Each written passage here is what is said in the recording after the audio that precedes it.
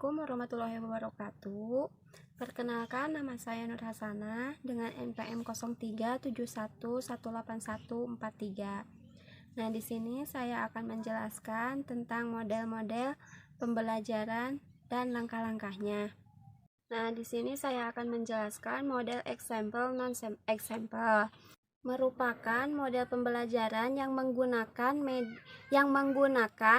gambar untuk sebagai media pembelajarannya. Penggunaan media gambar ini disusun dan dirancang agar anak dapat menganalisa dan mendeskripsikan gambar tersebut.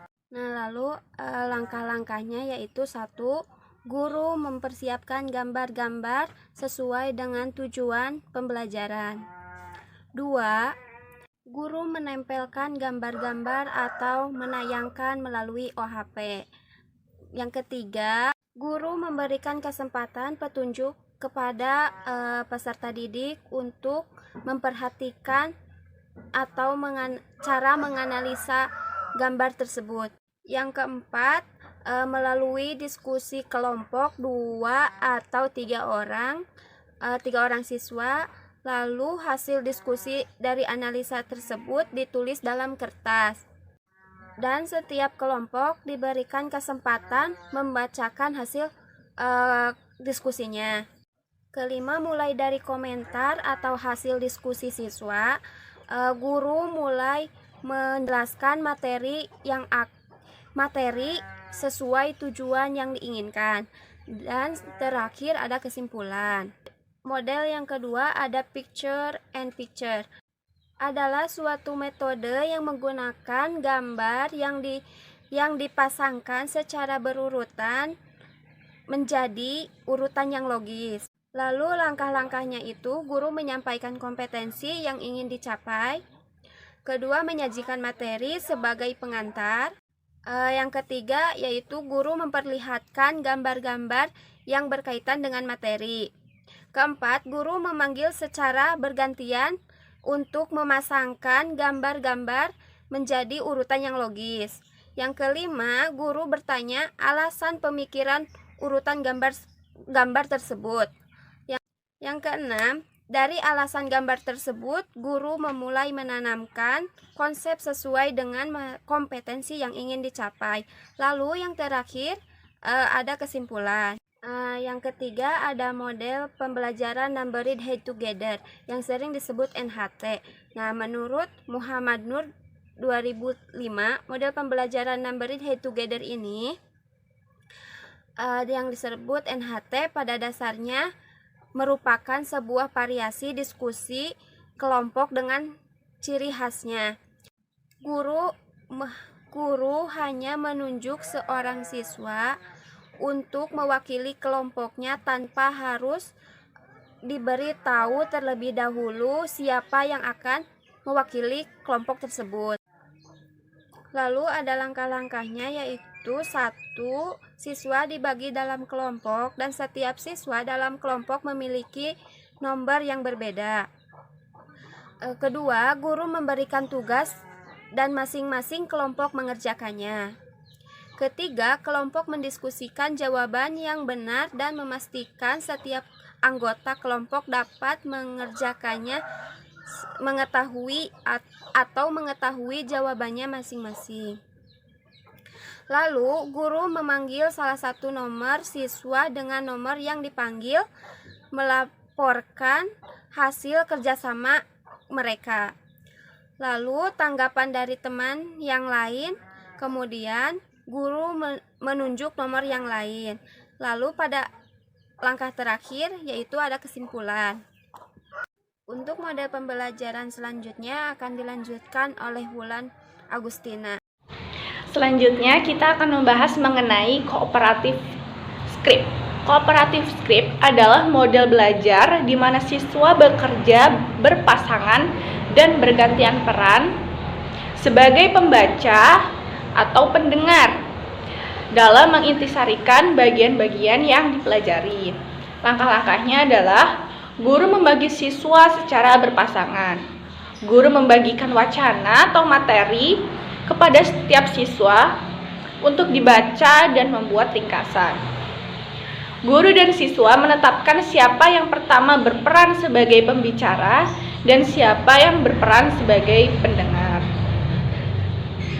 Untuk yang bertugas sebagai pembicara, maka dia akan membacakan ringkasannya selengkap mungkin dengan memasukkan ide-ide pokok dalam ringkasannya. Sementara pendengar, dia akan menyimak, mengoreksi, menunjukkan ide pokok yang masih kurang lengkap.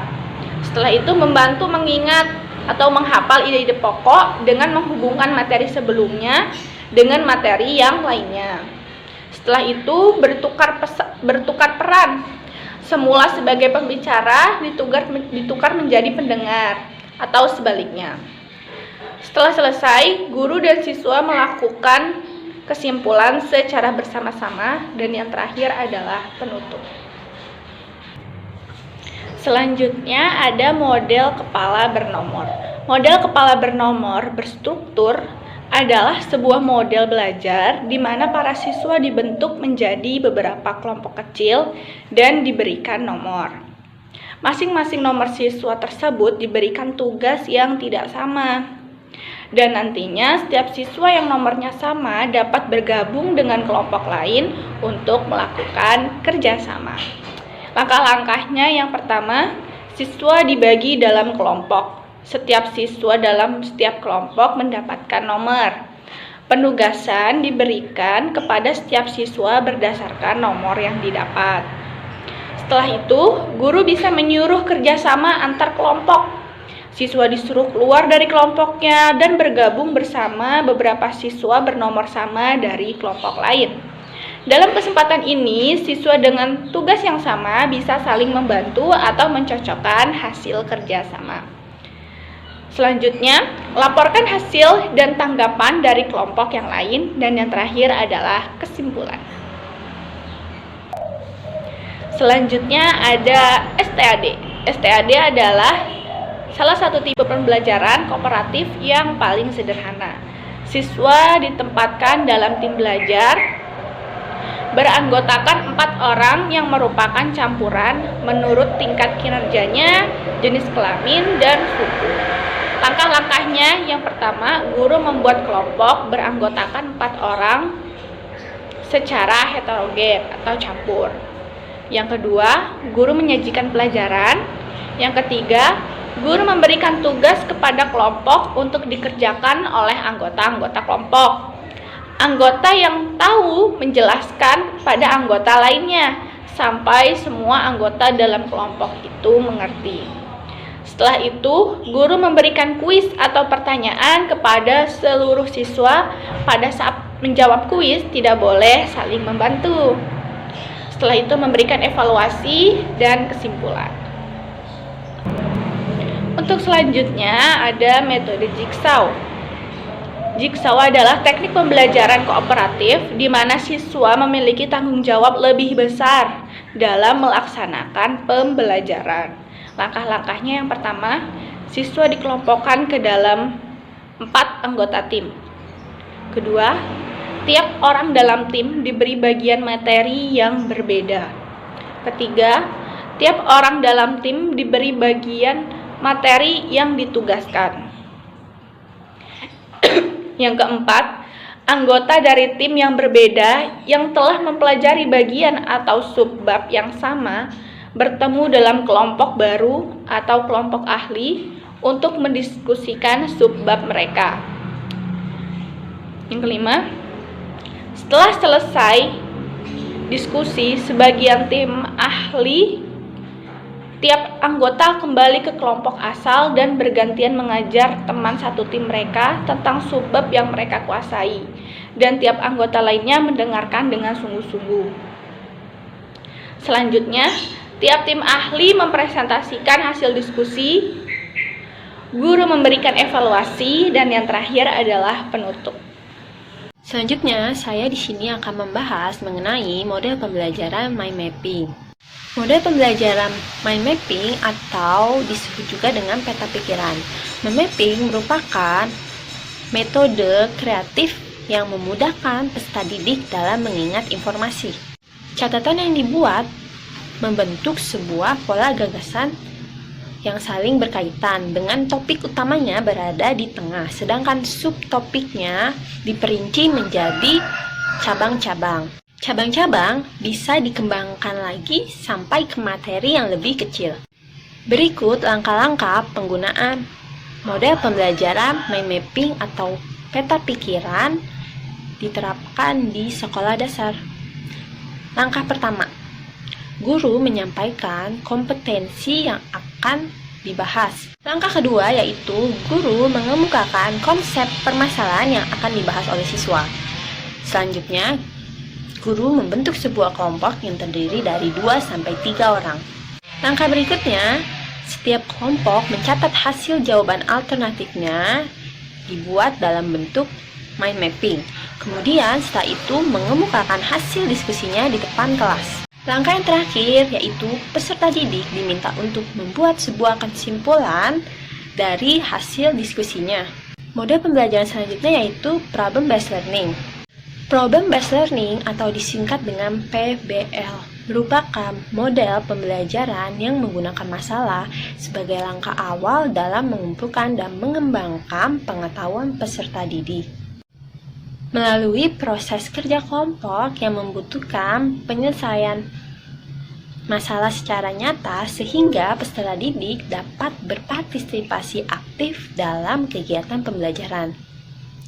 Langkah-langkah problem based learning yang diterapkan di sekolah dasar. Langkah pertama yaitu guru menjelaskan tujuan pembelajaran. Kemudian guru menjelaskan sedikit masalah yang akan diselesaikan pada saat kegiatan pembelajaran berlangsung. Berikutnya, guru membantu siswa mendefinisikan dan mengorganisasikan tugas yang berkaitan dengan masalah. Selanjutnya, guru mendorong peserta didik untuk mengumpulkan informasi dan guru membantu peserta didik yang mengalami kesulitan. Yang terakhir, guru membantu peserta didik untuk mengevaluasi hasil dari kerja kelompoknya. Model pembelajaran yang terakhir yaitu model pembelajaran artikulasi. Pada model pembelajaran artikulasi, peserta didik dibagi menjadi beberapa kelompok kecil. Kemudian, masing-masing anggota kelompoknya bertugas untuk mewawancarai teman kelompoknya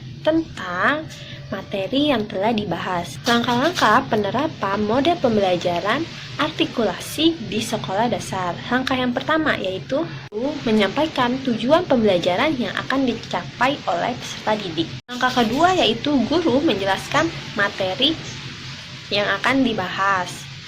Selanjutnya, guru membentuk sebuah kelompok yang terdiri dari 2 orang, saling berpasangan.